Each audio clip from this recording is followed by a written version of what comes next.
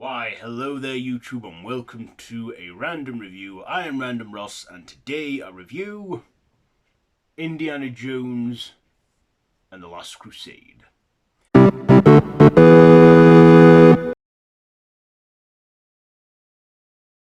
So again, story by George Lucas, directed by Steven Spielberg, starring of course Indiana Jones, with the returning cast members that include Denholm, Elliot, with John Rhys-Davies, with some newcomers, them including Alison Doody, Dobby or something, Julian Glover, and of course the late Sean Connery.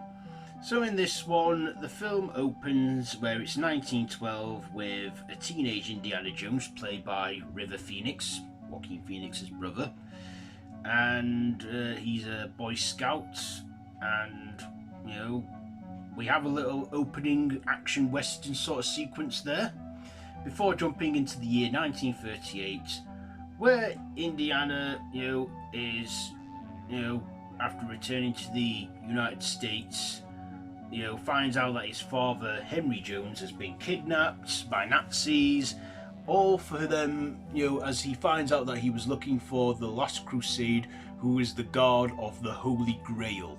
And of course the Holy Grail is a grail which, when drink from it, you get everlasting life and healing ability, and the ability to heal and what have you.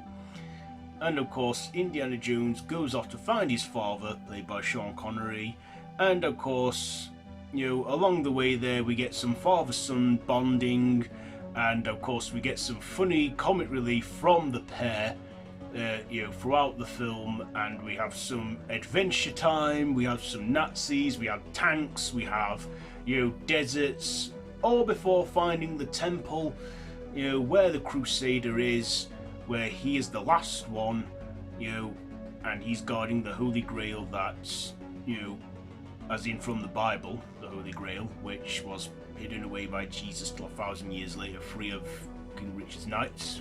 Crusaders went out to find it, and of course there is only one left because he chose wisely.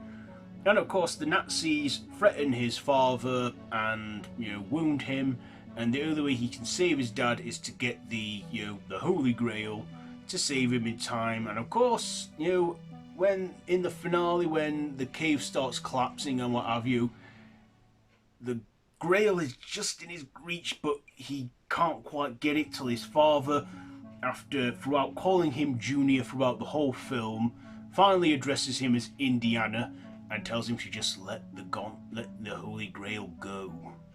And then at the end, the gang all ride off into the sunset together, and yeah, that's it for the original trilogy. And that's it for a good 19 years. This one came out 5 years after Temple of Doom and good 8 years after Raiders of the Lost Ark. So yeah, I really enjoyed this one. I love it a lot. This is about 2 hours and 8 minutes long, but you know what? I don't care. This is a fun one. It's a great way to conclude the trilogy of the Indiana Jones films, and this one I have great fond memories of because it's the first one that I watched as a kid, and I just watched it and I was just blown away by it. I was watching it thinking, is that James Bond? And my dad was saying, yeah, it's Sean Connery, he's Indiana's dad in this. And I loved his character, it just, a fun comic relief he gave us, playing Indy's dad, and always addressing him as Junior. Because, we find out in this that Indiana Jones's real name is actually Henry Jones Jr., and Indiana was the name of his dog. It is an actual fact though, the name Indiana was the name of George Lucas's dog that he had called that, which came up with the name Indiana Jones. But yeah, I also like Salah and what's his name, Denholm, Elliot's character. Yes, that's it, Marcus Brody. Again, it was great to see them two again, and they were great sidekicks in this too, great support leads. And we even had a woman in it who I've believe was his love interest, Alison. That's it, Alison Doody, playing Dr. Elsa Schreiber or something, an Austrian scientist. But I feel she didn't have as much connection with Indiana as the previous two did.